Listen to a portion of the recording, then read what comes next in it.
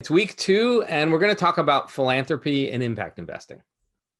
Now, to do this, we need to go back about 130 years. And before I even dive there, things that we just take for granted that happen every day have not been happening every day for thousands of years. For example, let's just talk about philanthropy. Feels like philanthropy has been something that's just been existed, right? It's been in existence in society probably for, the length of time of civilization.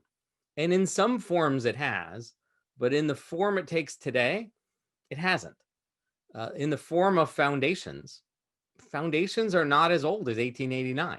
They were created as a legal structure after 1889, right? They were created in the 20th century. This idea of getting rich and then giving your money away to the poor. There's been patrons for a long time, and there's been alms to the churches.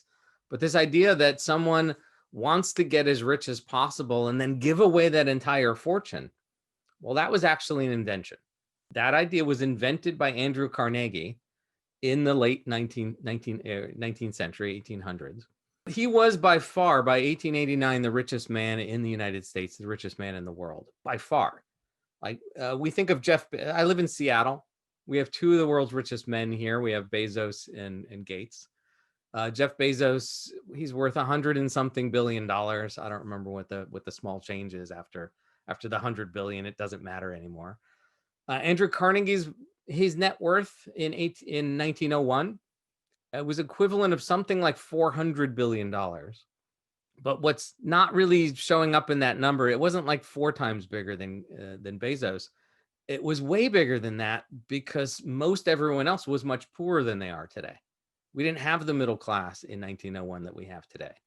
Anyway, moving on to what did Carnegie invent? What specifically did he invent?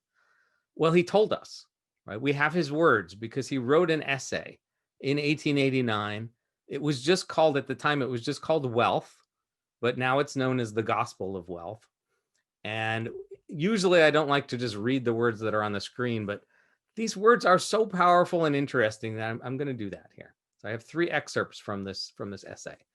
The conditions of human life have not only been changed, but revolutionized within the past few hundred years. In former days, there was little difference between the dwelling, dress, food, and environment of the chief and those of his retainers. The Indians, he's talking about the American Indians, the Indians are today where civilized man was then. When visiting the Sioux, which is a tribe of Native Americans, I was led to the wigwam of the chief. Wigwam's the house. It was just like the others in external appearance, and even within, the difference was trifling between it and those of the poorest of his braves. The contrast between the palace of the millionaire and the cottage of the laborer with us today measures the change which has come to civilization. Now, again, lots of things that we would call, politically incorrect in terms of the way he's talking here. But it's 1889 when he's talking, so he's totally, within the norms of society back then. And he's talking about this amazing amount of change that happened in the, he says past few hundred years. The difference between 1689 and 1889 was dramatic. And he got to see some of that, right? He's writing in 1889 as like a, 40 or 50-year-old man. He was living this. But it gets more interesting, right? That was the opening. This, then, is held to be the duty of man of wealth. First, to set an example of modest, unostentatious living, shunning displays of extravagance, to provide moderately for the legitimate wants of those dependent upon him, and after doing so, to consider all surplus revenue which comes to him as trust funds, which he's called upon to administer, and strictly bound as a matter of duty to administer in a manner which, in his judgment, is best calculated to produce the most beneficial results for the community. The man of wealth thus becoming a mere agent and trustee for his poorer brethren, bringing to their service his superior wisdom, experience, and ability to administer, doing for them better than they would do or could do for themselves. Now, if Bezos stood up and said this, he'd be shunned. Gates does do things like this. He doesn't say these words, but he acts as if he still believes these words. This is, of course, the top-down patriarchal view that we know better than you. I do not prescribe to this view. as opposed to looking around and seeing what the community thinks they need and supplying it to them. This is also a good argument in here, just to talk about the fact that, well, why does he have a surplus in the first place? And I'm not going to go deep into capitalism and how some surpluses arise. But to me, the other question when I'm reading this is, well, maybe that community would have been better off if he had paid them better, like his community, in fact, if he had paid them better. Maybe that was the better way to run his business, but that's not what he did. His idea, again, was to make the most amount of money possible for himself and then give it away. Right? And by the way, all the bolds are mine. The bolds are not in there. In bestowing charity, the main consideration should be to help those who will help themselves, to provide part of the means by which those who derive the desire to improve may do so, to give those who desire the use of aids by which they may rise, to assist, but rarely or never to do all. Neither the individual nor the race is improved by almsgiving. His words. This to me starts to say, well, he came really close to understanding impact investing. This idea that you give part of what they need and a push in the right direction and let them get the rest of the way there, that in my mind is a sign of impact investing, but it didn't exist back then. He didn't think of that back then. A great example of this would be the way that his organization helped set up libraries. And thousands of libraries all around the world were set up by the Carnegie Corporation. The plan and the deal was rather simple.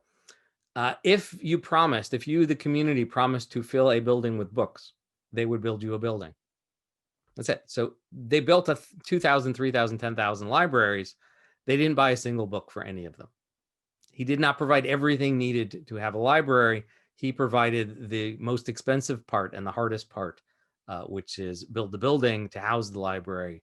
But he would only do that if a community stepped forward to fill it, which is, again, slightly different than we hear about the anecdotes about foundations that build schools, but don't buy any books and don't give any money to hire the teachers. All right, and the fourth one here at the very end, right, and this is the very, very end of the essay, this is the problem of rich and poor to be solved. The laws of accumulation will be left free. The laws of distribution free. Individualism will continue, but the millionaire will be but a trustee for the poor, entrusted for a season with a greater part of the increased wealth of the community, but administering it for the community far better than it could or would have done for itself. Of such as these, the public verdict will then be, and he quotes here, the man who dies thus rich dies disgraced. I'll say that again. So he ends his essay with, if you die rich, you've done it wrong. Right? Not get rich, die, give your money away. His idea, which is not the way it's usually done, is get rich and give it away before you die. And I'm going to skip past the part where he still thinks that he knows better than everybody else. But at least he came up with this idea that if you have excess wealth, right, live a nice, normal life. There's something in here about providing enough for your offspring, but then give the rest away and do it before you die. And I just want to point out that he failed to do this, that he himself failed to do this. The Carnegie organizations still exist and still give away his money.